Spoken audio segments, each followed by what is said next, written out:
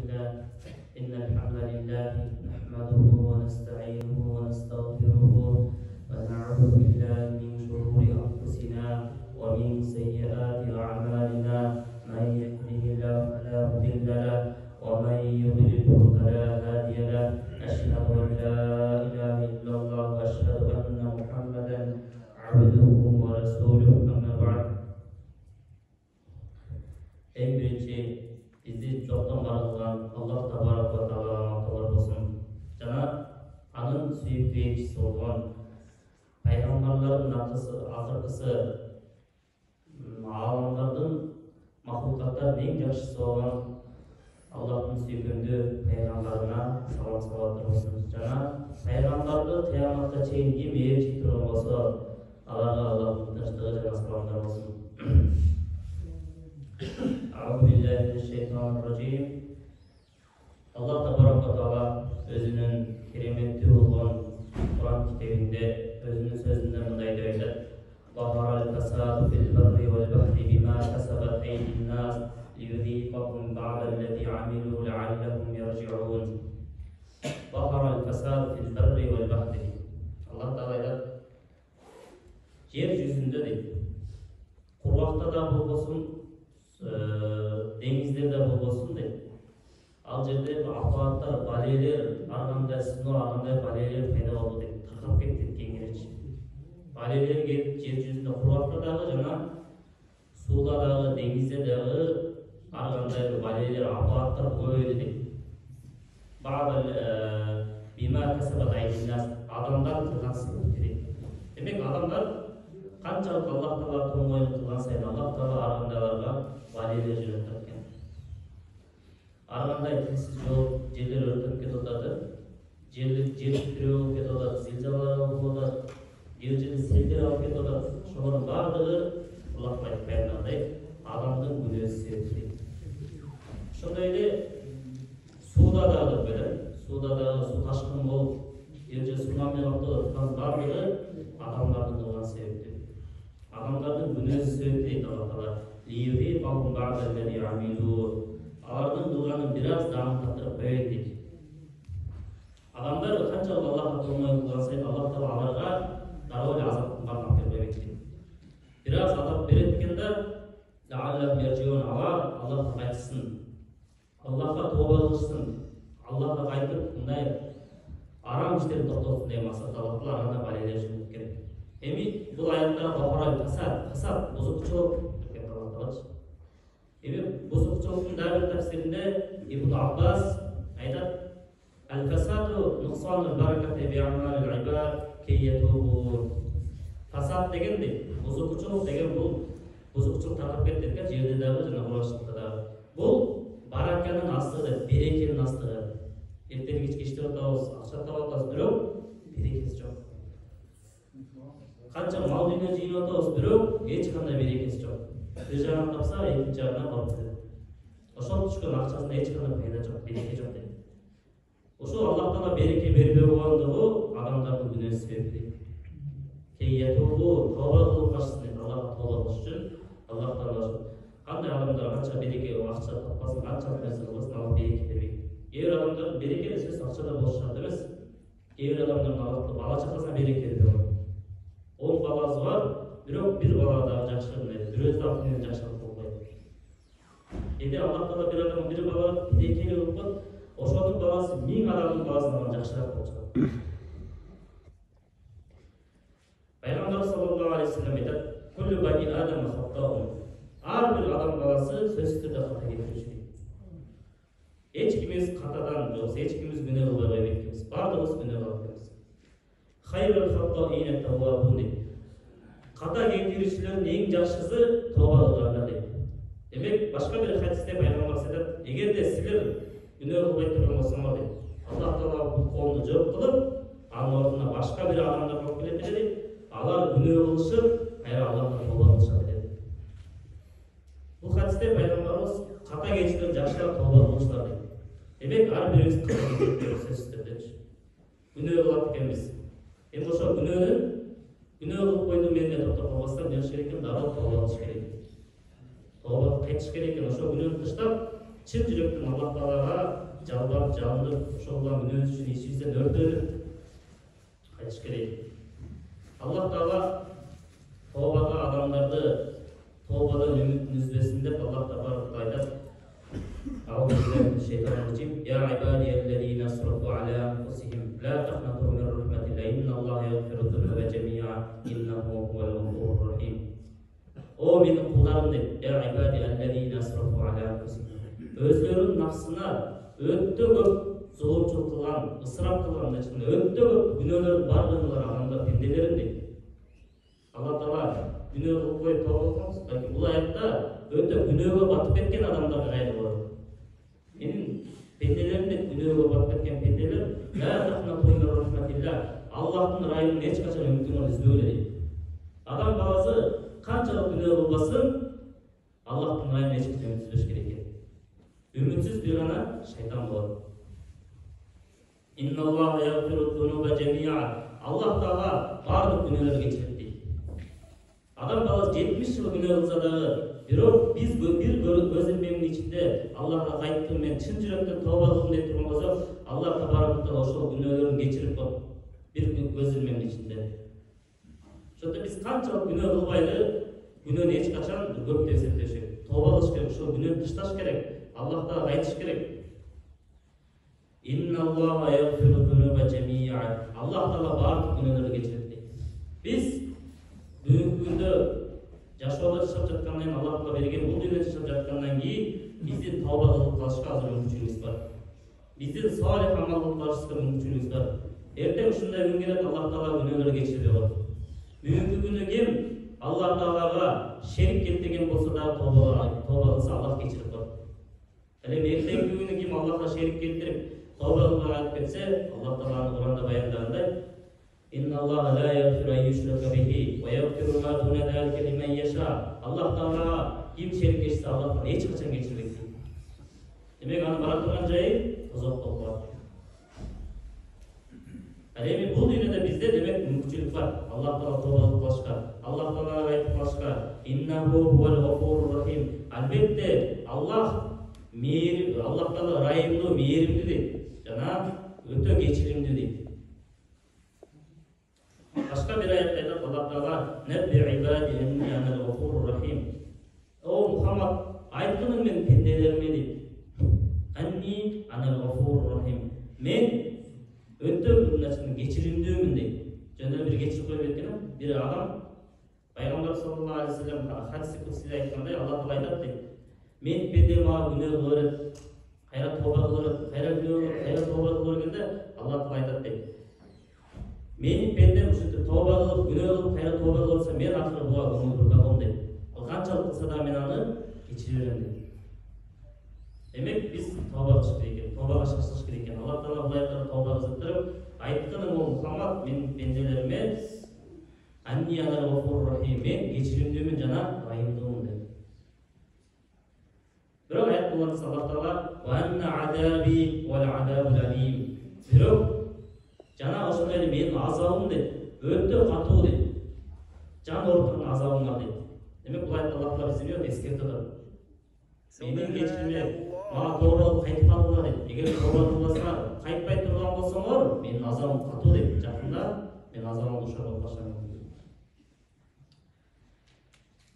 Эми бардык адам күнөө кылат экен. Ошондо Пайгамбар саллаллаху алейхи ва саллям адам баласы күнөө кылып Аллахка тооба кылганда Allah Taala'nın kanda muamelelerinin bayanlarında deyip Vallahu aşaddu farahan bi tawbati abdihi hine yetubu ileyh. Allah Taala pendenin tooba kılsa deyip Allah Taala uşunçalık katı sүйүнөт deyip. Allah Taala biz Allah'a günökөр болуп, кайра бирок ошо күнөөбүздөн кайтып чын жүрөгүбүздөн ошо күнөөнү тыштап Allah Taala жалбарып, жалынып атсак, Allah Taala ушунчалык катı сүйүнөт deyip. Анын сүйүнгөнүн салыштырып Пайгамбарыбыз хадис айтат. Min ahadikum kana ala rahati biratin falat fanfalatat minhu alayhi ta'am wa sharabuhu fa aysa minha. Bir adamды misal keltirет. Bir adam deydi, çölde улоосу менен келаптыр дейт. Анан чөлгө жеткен кезде улоосун жоготуп алат дейт. Улоосунун ичинде тамагы бар эле, сусундугу бар эле. Төс качып кетип таппай калды. Нары издеди, бери издеди, эч таппай койду дейт. Фаата шажаратын фаттажа фи биллиха кад айса мин рахилати. Ана бир дарактын түбүнө келип туруп, жатып эз алып калды дейт. Эми бул жерде элестетиңиздер, чөлдө жүрөсүздөр. Жеп иче турган нерсенин баары бир улуунун үстүнөн кетип калып таппай калды. Жегенге эчтеке жок, иче турган суу жок. Çölde жүрөт адам. Ушунча суу салып мелганда жана адам нары издеп бери издеп эч таппай койду. Жана адам ошо акыры үмүт үзүп мен өлдүм, болду мындай эме. Төбөм таппай калдым деп жатып калат. Фабайнама хуа кадалик иди, хуа биха qaиматун индаху. Ошентип турса эле өзүн алса жана төбөсү алдына келип калган экен дейт. Фаахада бихитамиха thumma qala min shiddati al-farah Allahumma anta abdi wa ana rabbuk. Жанагы адам дароо эле жана төбөнүн кармай калып турган Алла Таала мындай деп кайрылат. О Аллахым, сен менин кулумсуң, мен сенин Раббыңмын деп айтып кетти. Ушунчалык сүйүнгөндүктөн тилине окуп кетти, аралашып кетти, оозунан жаңылып кетти. Эми биз күнөө кылып туруп Алла Таалага айта турган болсок, Алла Таала мындан дагы сүйгөн. Алла Таала эми адамдар демек сөзсүз ар бир адам күнөө кылат экен. Күнөө кылган кезде биздин акыбыз кандай болот? Эгер өзүбүз күнөө кылсак, не кылыш керек экен? Тавба кылыш керек экен, карачы. Эгерде башка бирөөлөр күнөө кылса, аларды көрүп атсак, аларды биз жакшылыкка чакырып, жамандыкка кайтарыш керек. Алла Табарак ва Таала өз сөзүндө айтат: "Ваттакум минкум умматун yad'una ilal khayri ya'muruna bil ma'ruf wa yanhauna 'anil munkar wa ulaika humul muflihun." Силердин араңарда бир ушундай бир жамаат болсун дейт. Алар жакшылыкка чакырган, Аллах Таалага өзүнө эң чоң жакшылык бул Аллах Тааланын өзүнө сыйынуу, ислам динине чакыруу, жалгыз жаратуучуга сыйынуу оюнду. Ваянхауна анил мункари, жана алар дейт жамандыктан кайтарышат. Эң чоң жамандык бул Аллах Таалага капыр болуу, Аллах Таалага башка бирөөнү шерик кошуу. Ва улайка хумул муфлихун, мына ушулар ийгиликке жетишүүчүлөр дейт. Демек, Аллах Табарак ва Таала жакшылыкка жетишүү, ийгиликке жетишүү, кыяматта Аллахтын азабынан куткарылуучу адамдарды сыпаттын экен, жакшылыкка чыгарат экен да, жамандыкта кайтарат экен. Башка бир аятта Аллах Таала айтат: "Кунтум хайра умматин ухриджат лин-нас, та'муруна бил ма'руф ва танхауна 'анил мункар." Силер адамдардын арасынан эң жакшы үммет болгон, эң жакшы үммет болгон. Бизге чейин канча деген пайгамбарлар келди, алардын да үмметтери болгон. Ошол пайгамбарлардын үммөтүнөн отуруп, акыркы Мухаммад пайгамбарыбыз саллаллаху алейхи ва саллям үммөтү алардан да Аллахтын даражасы жогору болгон, бийик, жакшы үммет болгонор. Пайгамбарыбыз башка бир хадисте айтат, сахабалар айтат, 40га жакын сахаба пайгамбарыбыздын жанына турду келди.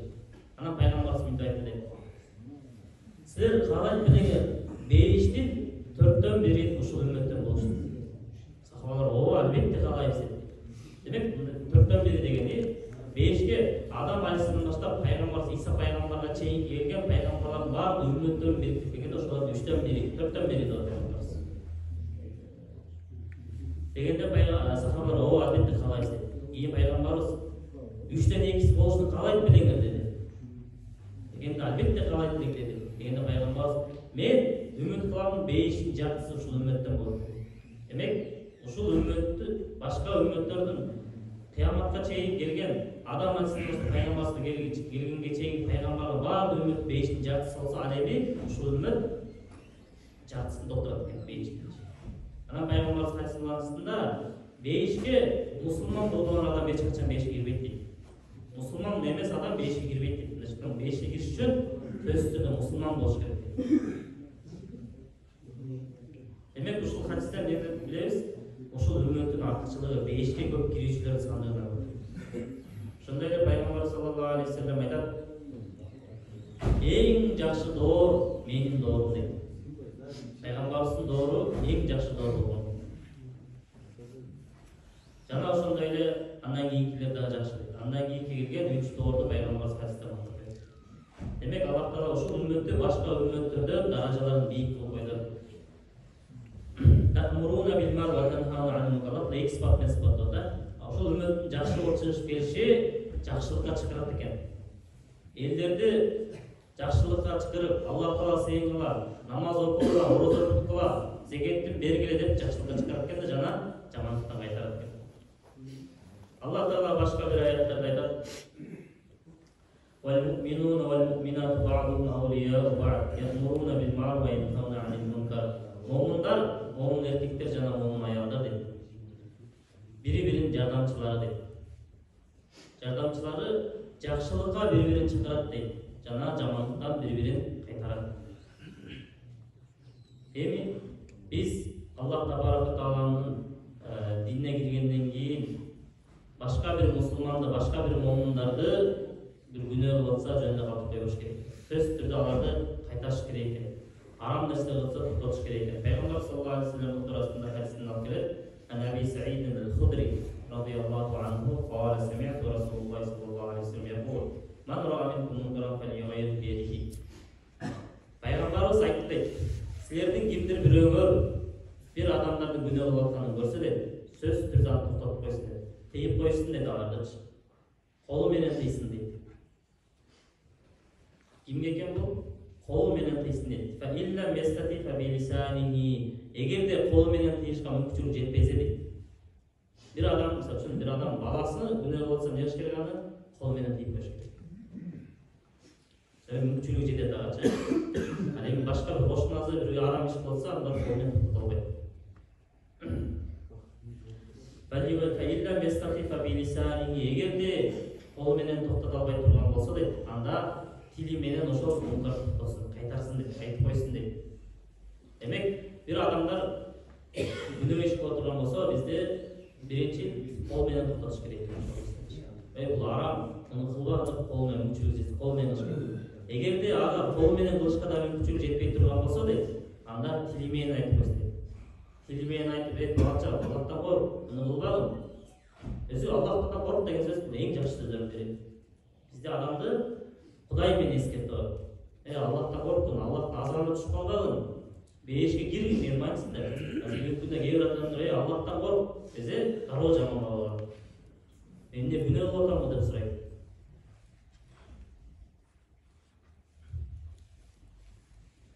Пайгамбарыбыз айтат, эгерде тили менен дагы токтото албайса дейт, ошол арам күнөө иштичи, тили менен да токтото албай турган болсо, тили менен да айтышка кудурети жетпесе дейт, табикалби анда жүрөгү менен жаман көрсүн дейт, ошол иштечи. Далика дафул иман, бул имандын эң төмөнкү даражасы дейт. Demek bir adam masiye, günah olsa geç kaçananı жүрөгүнөн разы болуш керек. Эгерде bir adam Аллах Тааланын динине жаман болса, ширк келтирип атса, же болбосо арак ичип атса, дагы бир арам иштер кылып атса, эгерде биз ошого жүрөгүбүз ынанып койсок, разы болсок, Аллах Таала айткандай, силер да ошолордой айтсыңар деген да. Демек адамдар дагы эгерде bir адам күнөөсү болса, кайтарбастан, ошо ынанып, ошону туура эле болот деп кое турган болсо, кылып аткан адамдай кылып күнөөсүн ала берет деген. Nu'man ibn Bashir an-Nabi sallallahu aleyhi ve sellem. Nu'man ibn Bashir деген сахаба айтат, Пайгамбар sallallahu aleyhi ve sellem айтат: "Матал al-qa'im fi hududillahi wal waqi fiha kamathal qawmin istaqamu ala safinatin fasara ba'duhum 'alaha wa ba'duhum asfalaha." Жакшылыкка чакырып, Аллах Тааланын динин тургузган адамдар менен дейт. Жакшылыкка чакырган адамдар менен жана ушундай адамдар мисалы дейт. Bir adamlar kemeye düşüp kalan siyahlar. Kemenin üstünkü bölümünde bir adamlar var, altında bir adamlar var. Vakan ellezîne esfele yedestafû minel mâ farû alâ min fawqihim. Eğer de ılıyıklı jaktarları su içkisi gelmeyen su gerek olduğunda ödülülerini abat edildi. Fakâlu lev anna kharaqna fi nasîbeha kharqan lem nu'ti min fawqa men fawqana. Analar aytıştı deydi. Biz şu ödülüge çıkıp oturuvermeyli. Gemenin ылый жагына дешип албайбы? Ушул жерден суу алып берип деп айтышты дейт. Вайн таракухум ма'руду халаку жамиан. Ошентип туруп эгер казыша турган болсо дейт, тешип кое турган болсо, үстүнө эгер кайтарбай аны тосуп калбаса дейт, эмне болот? Бардыгы тең чөгөлүп калат. Бардыгы тең жок болот. Ушул үммөттүн мисалда ушул пайгамбар мисал келтирип кеткен дейт. Эгерде бир адамдар күнөө кылса тыйылса, ошол арам ишине эгерде биз дагы разы болуп жүрө турганда Аллах Таала бул үммөттү дагы жок кылбай жүрөбүз.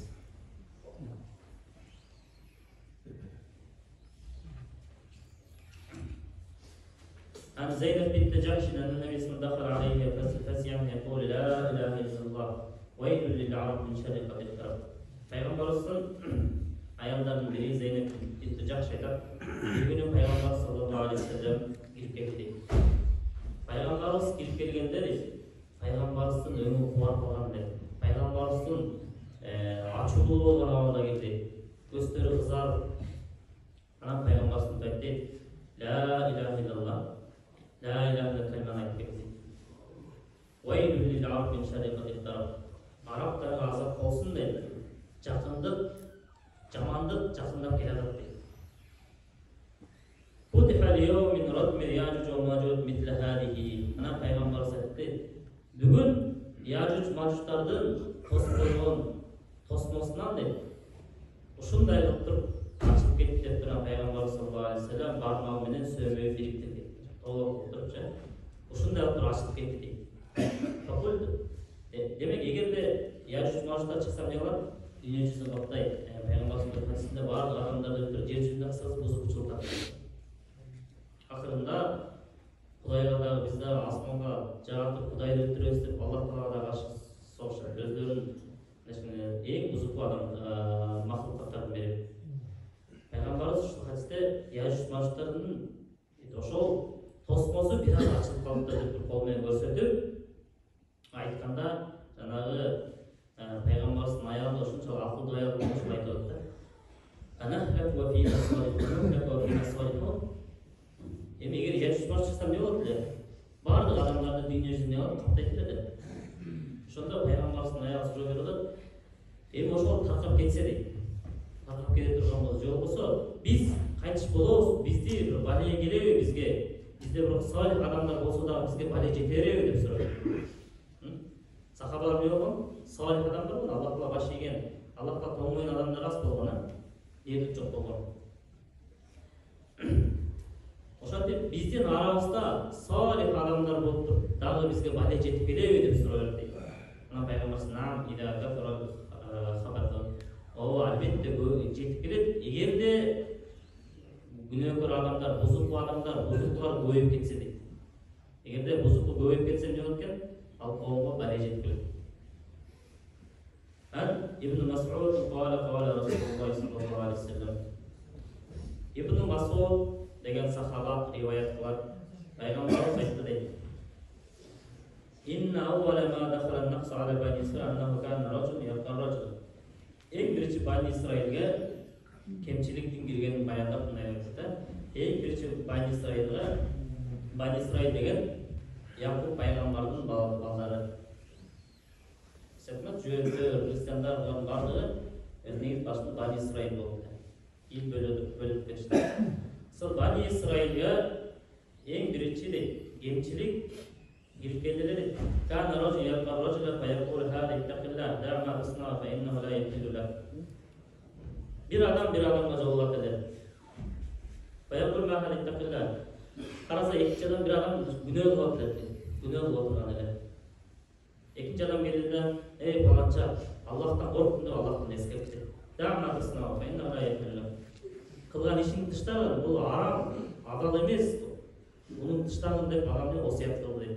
Birinci günü bir adamın munkar, haram iş kılacağını görüp wasiyat kılıp eskeptirdi. Thumma yaqahu min al-ghadi wa huwa ala halihi. Ana ertesi günü jolsa jana adam keche qanday günah kılganda şunday günah bolacak. Fala yamna'u zalika yakuna akila wa shariba wa fa'ila. Ana jana adam şu günah bolsa dagı şonu jaman görüp janına oturbastan balkim oşo kança günah bolsa dagı anın janına oturuverdi. Al menen çok çay içiverdi. Al menen çok oturup süйлөшүп oturuverdi dedi. Bizde egerde bir adam dastarxonlarga qarab qo'ysa ne qilish kerak? Hozir o'tirbash kerak, turib ketish kerak. Egerde o'tiraverib turgan bo'lsa, biz da o'sha ichgan odamlarga o'xshab kundo'zni o'tiraveramiz. Alemi evreylerde, Bani İsraillerde janağı adam haram ishni qilsa dagı, anı tiyip o'xshab haram ishni ko'rib turib, andın o'tirib cho'g' çay ichaverdi. Anı tiygan, al menen cho'g' o'tirib süйлөшүп o'tirdi, ichib o'tiraverdi. Falamma fa'alu zalika daraba Allahu qulubu ba'dhum bi ba'd. Oşantip ana şunday kılıvergen geçse de, ушул нерсе көбөйүп кеткен кезде Аллах Таала буларды бири-бирин жаман көрдүрүп койду. Бири-бирине душман болуп калды дейт. Thumma qala, andan keyin Payg'ambar sallallohu alayhi vasallam Alloh taolo Qur'ondagi oyatni o'qidi. Lu'ina allazina kafaru min bani Isroil ala lisani Davud va Isa ibn Maryam. Banu Isroillerden bo'lgan bir adamlar aram ishni ko'rib turib qaytarmay qo'ygan adamlardı deydi. Davud payg'ambar menен Maryamdın balası İsa qarg'ishladi deydi. Qarg'ishga qaldırdı deydi. Demek, eğer de biz dağı aram işi görüp turib bir okuyup turgan bolsa, bunday biz çekip kalish mumkin. Belki bir ma'sum ve kanu ya'tadun. Alardan ошол кылган күнөөлөрү себептери дейт.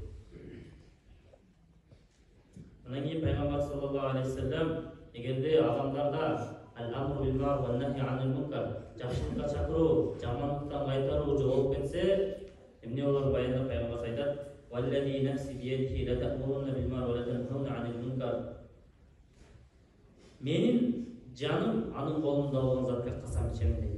Ачканда Аллах Таалага касам ичип айтамын дейт. Söz türde жақшылыққа чакырасыңар, жамандықтан кайтарасыңар. Söz türde жақшылыққа чакыргыла, жамандықтан кайтаргыла дейт. Ау, эгер де андай кылбай кое турган болсоңор дейт. Аллах Таала силерге бале жөнөтүп коюшу мүмкүн. Бале жакындап калышы мүмкүн, бале жетип келип калышы мүмкүн. Андан кийин бале жеткен кезде силер Аллах Таалага дуа кылат деген дуаңарды бирок Аллах кабыл кылбайт. Демек, адамдардын арам иш кылып атканын көрсөк, сөзсүз түрдө кайтарыш керек. Бүгүнкү күндө үйүбүздө бала чакабызда эмебиз мисалы Аллах Таала эркектерге буйруду да. Я аyyuhallazina amanu qu anfusakum.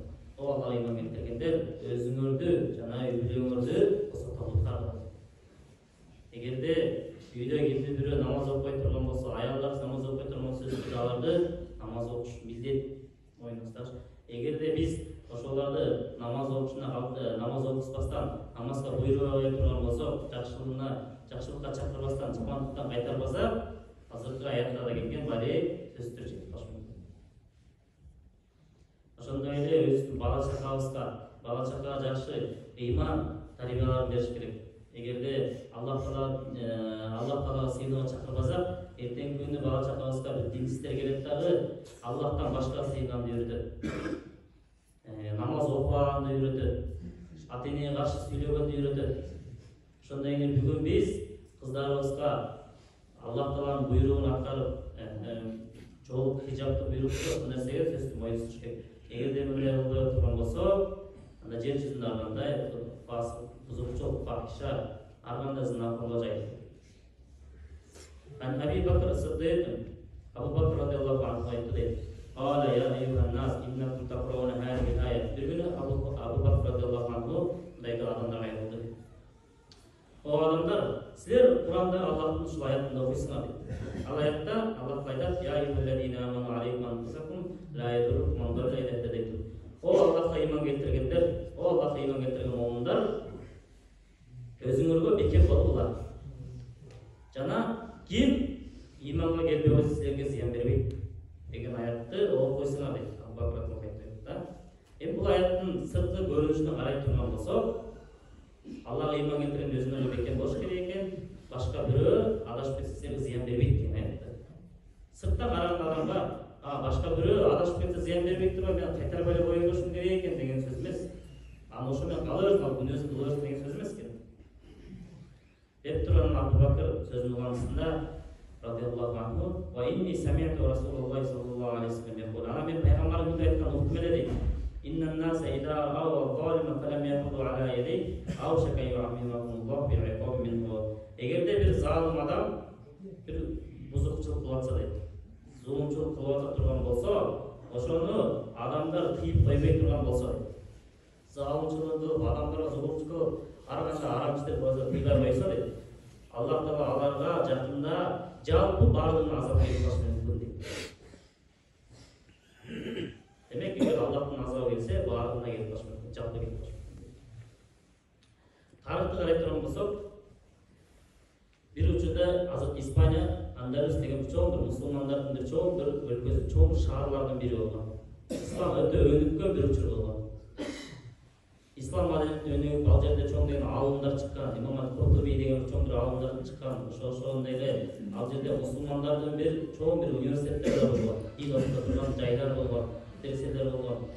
Ошондой бүтүндөй шаар жок болуп бир кезде мемлекетте азыр христиандар айланып кетишти.